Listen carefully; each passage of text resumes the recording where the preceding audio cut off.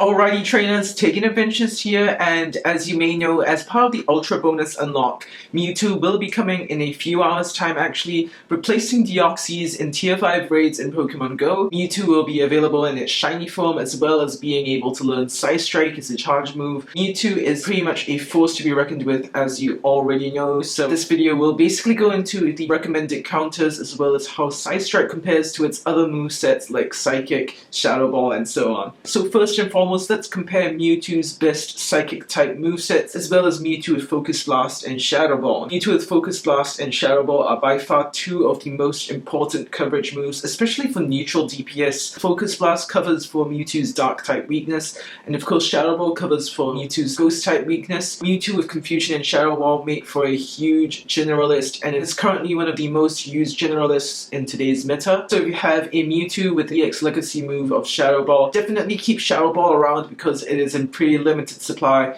Alright, so I briefly want to interrupt myself here because Psystrike has been given a huge buff here. Psystrike has been granted a shorter cooldown duration of 2.3 seconds now. Although Psystrike has been given a slight nerf in its base power, it's a 2-bar charge move and has a really short cooldown, shorter than Psychic. Definitely is worth having on a Mewtwo here. And apart from Focus Blast and Shadow Ball, Mewtwo also has pretty other good coverage options like Ice Beam, Thunderbolt, Flamethrower, etc. But those are only pretty niche coverage moves to counter certain matchups like Flamethrower for Scizor and Pinsir, Ice Beam for Dragon types, Flying types, although it's not stab, Thunderbolt for Gyarados and other water types that carry Dark type moves like Sharpedo, Feraligatr, and so on. Mewtwo is pretty versatile, and I would say, yeah, it's pretty worthwhile getting Psystrike. Look at that stats and the numbers will speak for themselves. So yeah, anyway, back to the video. Alright, so now that you've seen Mewtwo's stats and move pool, let's dive right into the optimal counters for your Mewtwo.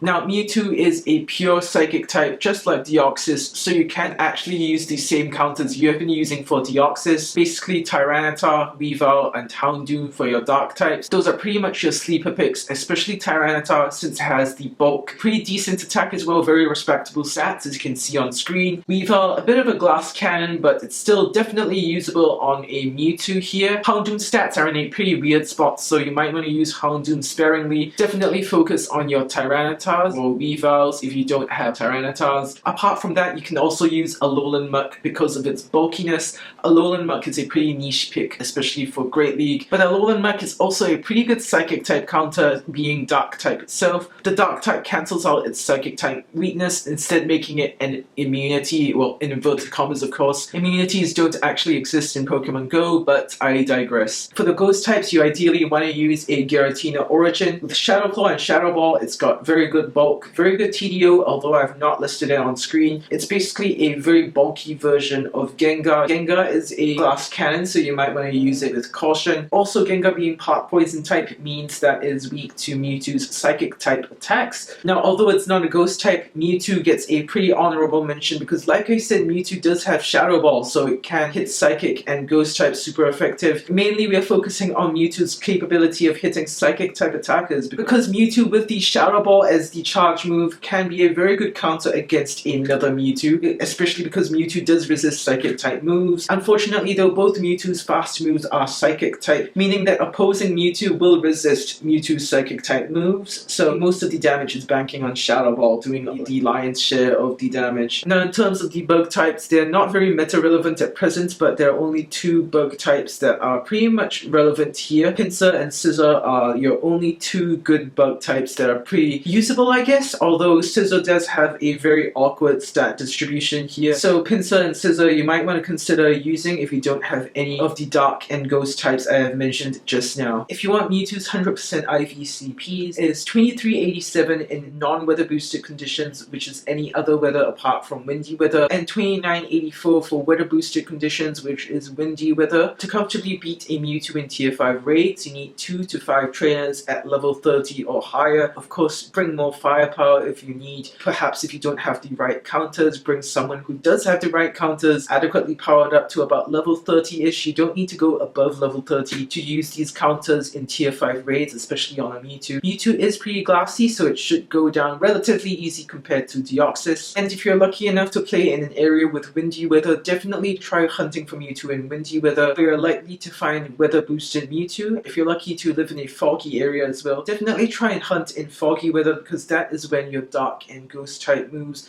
are going to be powered up with the Weather Boost, especially your Tyranitar's with Bite and Crunch. Tyranitar is a pretty potent counter for Mewtwo, so yeah, definitely prioritize using your Tyranitar's. Foggy Weather, if you have access to Foggy Weather in your area, definitely try raiding in Foggy Weather as well. Alright, and I interrupt myself yet again just to compare the difference between a Psystrike and a Psychic Mewtwo in terms of its gym prowess.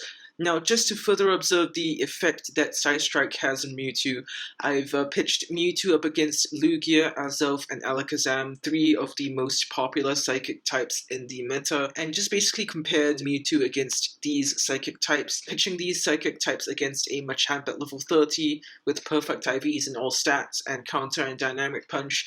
You can definitely see that Lugia does have very high TDO, however, if you look over on the DPS department, Mewtwo has the highest attacking DPS with Psystrike, preferably the Psycho Cut in Psystrike, which has both the highest DPS here on the charts and one of the highest TDOs as well. Alakazam and Azelf actually make budget options since they're not that tanky and they don't have the good DPS as well, unlike Mewtwo, so definitely try really hard on Mewtwo. Get your Psystrike Mewtwo's while you still can. You'll never know if Psystrike becomes a legacy move after Mewtwo leaves the raid pool this week, so yeah, this is your prime time to capitalize on the Mewtwo's in raids. Hopefully you get a shiny one as well. I've praised Mewtwo enough and brought enough attention to its hype. And of course, I think you all know how good Mewtwo is if you've ever used a Mewtwo or owned a Mewtwo for yourself. In basically any Pokemon game, you all know that Mewtwo is a pretty dank Pokemon, especially when Mega Evolutions come. Mewtwo is going to be even more of a beast. So in conclusion, Mewtwo is up there. It's really legendary, like its name suggests. A legendary Pokemon that I think everyone's going to be after, everyone's going to be stoked for, including myself. So yeah, this is where I'll be ending the video here. It's a rather short video because I think everyone should be at least aware of how to beat a Mewtwo. If you want a more in-depth look at Psystrike on Mewtwo in the meta, you can check out the Trainer Club's video, which I've linked in the icon. Of course, I've linked more helpful articles in the description below, so you can all have a look and just basically have a more detailed read. So this is where I'll be signing off right now. I'm going to be ending this video right here. This has been TaeganAdventures, and I shall see you next time.